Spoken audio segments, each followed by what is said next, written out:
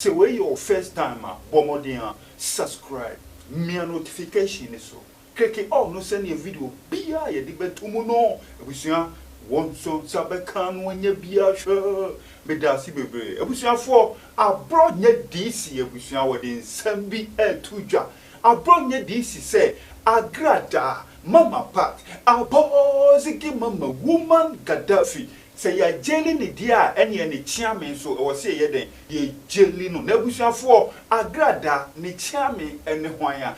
big Akwes Akwes and busuafo no ye Agradaa chiame because e big Akwes and busua na sika gare no chese wo ye hu advert pa ene TV so da bia wo behu say big Akwes wo ye den wo bohu de huro den it was say ne Agradaa ya jelly no because of sa enoma na wo ye na any big Akwes so say ye den also no so ye jelly no but Akwes a big Akwes why ye fast e den ho akoye den e den ho akobo political party e NDC wo den ho akobo mu den sane assembly to no ebusua party for no be den charge no ebusuafo Abronye DC sade atudwa say mama part Agradaa woman Gaddafi say sika gare no enye Ghana nkoa o enye Ghana nkoa na ebusua wo ye sika gare no nemo no osa export ye ediko US of A odiko America so okoye sika gare ni bi ho no bate ho no mu de ebusua omoche na me ni wo kasei Agradaa US for abandon ebusua for ontumi nko America for 10 good years. Enti Agradaa o diska gare no export ko US but what ye che no enuti anosa ba kai ni obeyiri mu den ebusuafo Abronye DC wo den sam etudwa etmu de momi enko ni enko tie no enkrofo Agradaa ma ya bo mo wasase we so no nyame nko ananim ha mama ya tra ho enkonko yese ena sei you can't do this. Agradaa so ko UK nyina. Agradaa ko America. Akoye sika gare kwakwam ye. Ade dollar kakra kire ye. Abrofo no hwe CCTV camera ni di. Obeduru Ghana wie ye no. Ana abrofo no nya adade. Eko hotel Agradaa ko dai. Okwa America o. Oso okwa akokom Agradaa semunima. O start sika gare so okom no. Okwa America. Ema Ghana fo nyina akosia no se komfo ba bia ba ento omokwa akosia no na okoma oyi dollars okwa na ope $1,000 kakra fry na otete ahaban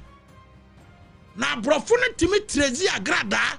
hotel na order osora no pa ordresi ekwa no fa so di dollar no efa ahaban no mu edi share na tade o edi bi share no ho wo mokofa CCTV camera no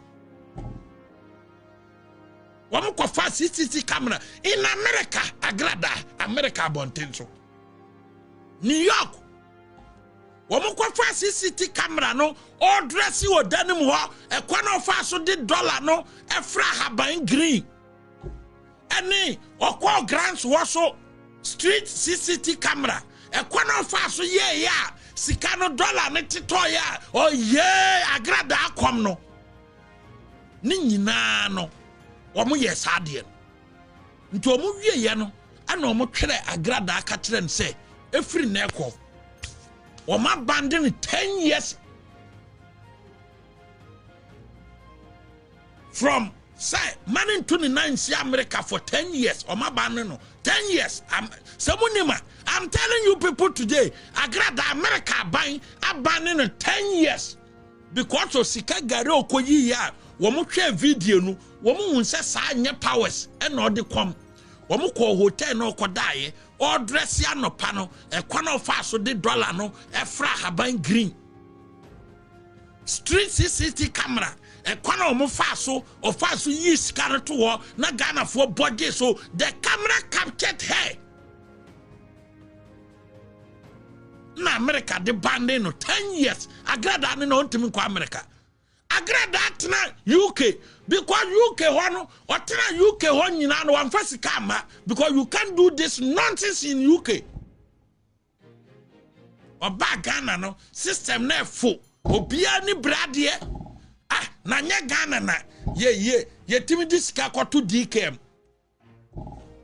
ye timi Ghana ene ye timi disika kwato DKM ne ya bu nkrofo afa so DKM twa mu na no na obi di ni sika aba men's gold twa mu na no wase aban na ntua amento aba nkrofo amukọ invest wo DKM no san nkrofo kro ne ko invest ye ewo men's gold owi ase mento aba ye ya sojafo ye nto aba who cares onto aba who cares obi fa ho samantoa moye mo wa kasesam se moye senior officers musika kwakodi men's gold sabana ntua mama monto no mankwa nkotoa and this yaba ye pam senior officer from the military no me Abronye obi apam me obi me ka bi ma wonto obi amfa and this buy o ma pam otifie me nso metifie nti obi amfa ho onto obi fa and this buy ya pam senior military officers ya mo ye press conference musika kwakodi DKM nti monto aba na ye buy ya se ya man kora na betena mo kon ho no eno no bia ka Abronye abi amfa ho because sikanibre na aye sa na obitimi nya ye bu ye fa so sikanibre nti Agradaa sika wanya nyina no America UK bonten so Canada bonten so a Canada pade nyina ka omoje ye kora nsa na okọ afiase kwa aban no de nsa beto properties ni so ansa na ye di asem no kora awie sa sika gare ho adwuma we enipa one ne ye no sa odi America de ne ho akobata NDC ento ye untouchable enipa one Agradaa estati sika gare Ghana ha munim no enipa no ye Agradaa chiame Ghana ha munim no odi ne ho abata NDC ena wa ye konkon ona ye Agradaa chiame eno na omo gisika conspiracy no conspiracy enti ye da mo ti Agradaa na mo ntene chiame because we NDC ninti Agradaa chiame the chief linguist Agradaa chief linguist aye NDC takum awo Ghana ha Agradaa ni chief linguist aye NDC takum pa onna ye Agradaa chief linguist onne na ye sika gare into conspiracy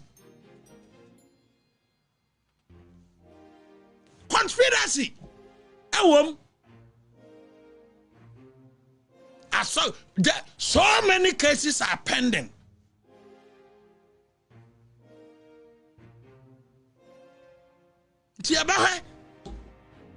Yes, depending on the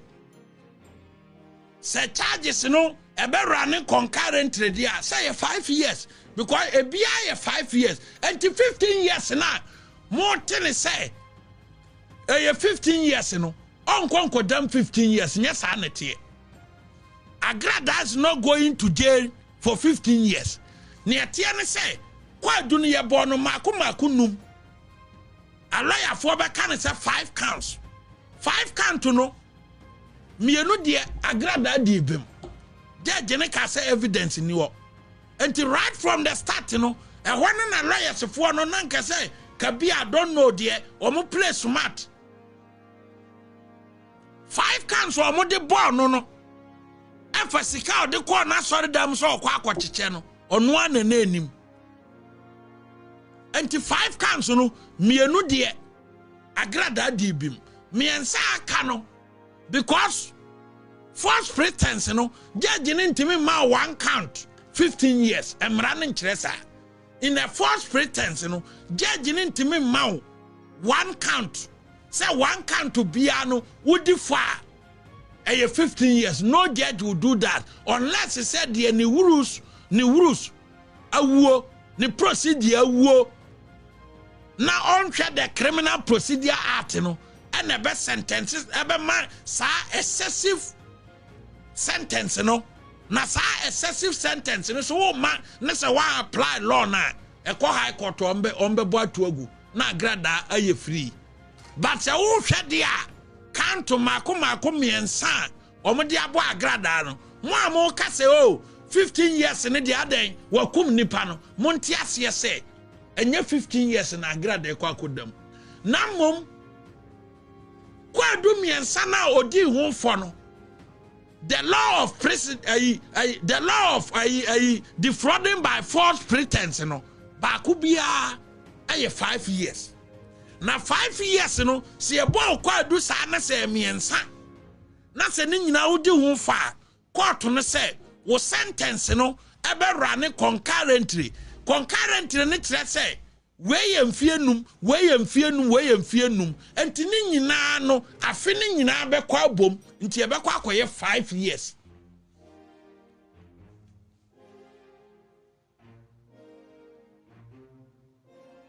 Matias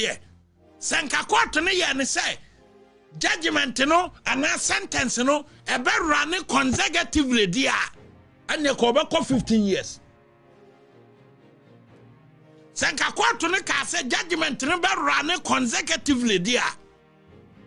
ka obe 15 years no na mom o se be run concurrently dia na chese miensa na odi hu fo no ebia ye mfie num because defrauding by false pretense no wodi fo a mra ne kire se maximum or minimum or maximum 5 years 5 years 2 to 5 years and what did it mean say you have no be 5 years and to kaboma consecutively no there 15 years na mon concurrently there 5 years because fie ni nyina be kwa bom nti Agradaa enkwa fie ase 15 years na mom or come 5 years enti mo amo say obeba fie 2040 no sa Agradaa appeal and succeedia obeba fie 2030 na mom appeal ni succeedia yebetima kwase judgment ni nyina na say yebetima te years ni so omo te years ni so sisi ane de on record 5 years okwa ne se te so a Agradaa betima di 2 years and 3 years obeba fie na asem ni nyina